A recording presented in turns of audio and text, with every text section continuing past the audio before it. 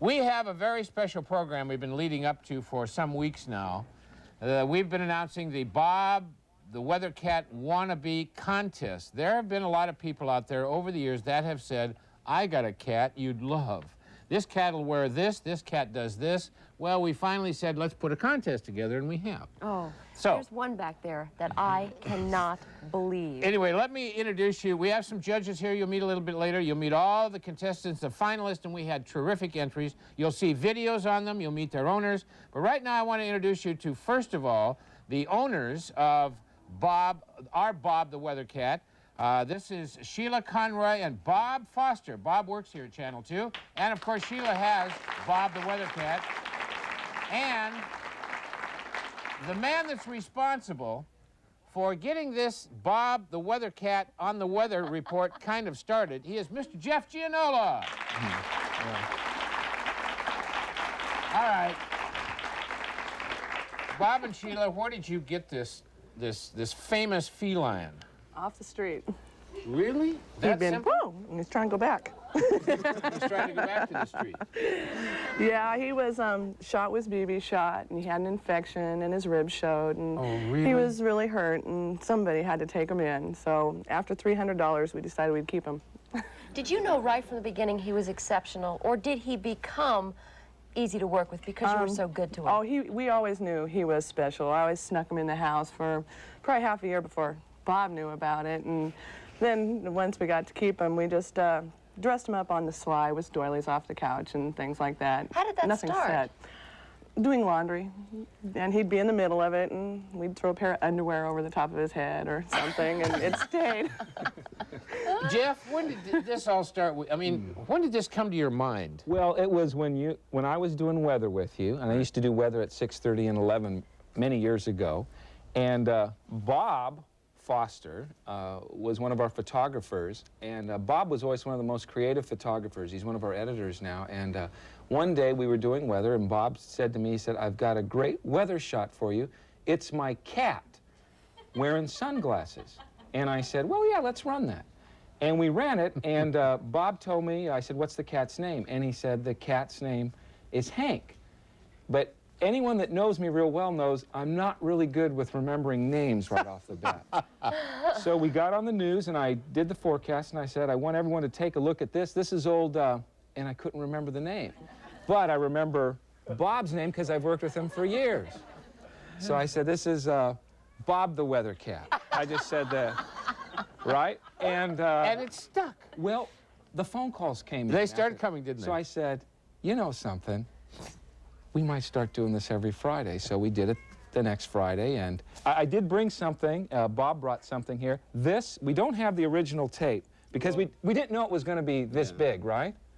But Bob brought this. What is this, Bob? Explain to the folks. I'll hold this out so Steve can see it. These are the first glasses that we had, and they were too tight. You can see that he broke them because he was kind of angry with them. Well, I guess we should say these are, the public could see these at the Smithsonian. Yes. If they wanted to. This, you know, this cat sitting here with glasses on is hysterical and doesn't budge. No. Remember, you used to wear these. Remember? All right, let's talk about the cat, because this seems unbelievable. Most people who have cats know you can't get them to do anything, much less sit there in a suit and a tie and a pair of glasses.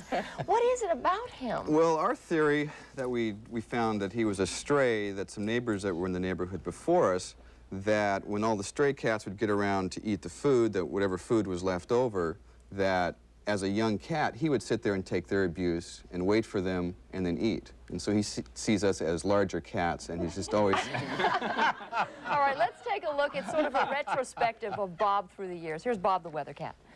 Okay, we're going to start in 1985, and these are his first glasses, and all we could do is get a freeze frame out of them. And there we go. So then here's a doily for Queen Victoria. We used other props early, like an umbrella here. You can see he's looking up to see what the weather's going to be. And then the next year, you can see he had quite a time on New Year's Eve. He kind of got in a fight.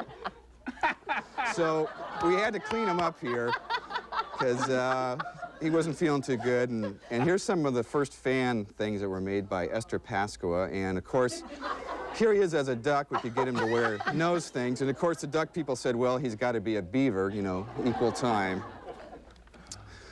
And so the next year we got even fancier. Here's a chroma key of him swimming with the fishies. And this was also the year that he became a Royal Rosarian cat, honorary Rosarian Honorary, cat. that's true. Yes. And here he is as a, Oh, no. I think this is a Umatilla Indian, and here he is as a Highland bagpiper in our front garden. The next year he was up skiing a little bit. And he was also was when the Bolshoi Ballet was in town. He decided to be a ballerina. And he does normal things like camping and fishing. And, well, this isn't so normal. He's an angel here one year. He was flying around. And this is, somebody thought they had a cat, and we said, no, nobody, everybody's pales in comparison. I mean, who else could be an elephant? And, or Icky Woods. This is Icky Woods, the football player, the Bengal Tigers. You see him there. And here he is, a Red Cross worker for the San Francisco earthquake. And these are some glasses that Sheila made for the New Year's Eve on 1990. And of course, that was also the year of the big Earth Day. Of course, he'd always been an ecology cat. And he also was a groundhog here, you can see. And he came out. And here he is as a cloud. A classroom made this for him, some kids. They wrote in and asked, what can we make? And I said, well, he's never been a cloud. Here he is as Cupid again. We see the wings again. We sometimes reuse some of the props. Here he is as his mother for Mother's Day. That's hysterical. And the Ides of March, here he is as Julius Caesar. And here he is as a Viking. And we wind into this year. Here he is as Steve Arena.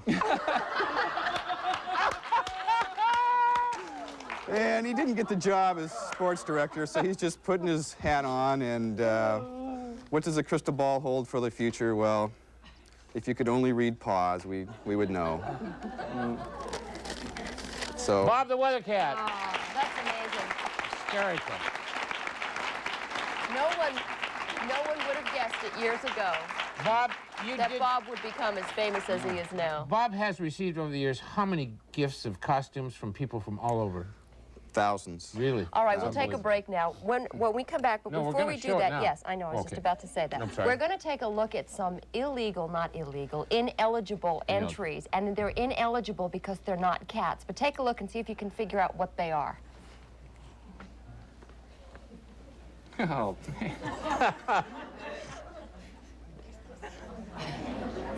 This is Sissy Roo, the kangaroo, And Pugsley. and Pugsley. The weather pig and the weather kangaroo. We couldn't allow them to be entries. All right, well, we're going to meet the finalists who are eligible for this contest. We'll meet them and their parents next. Stay with us.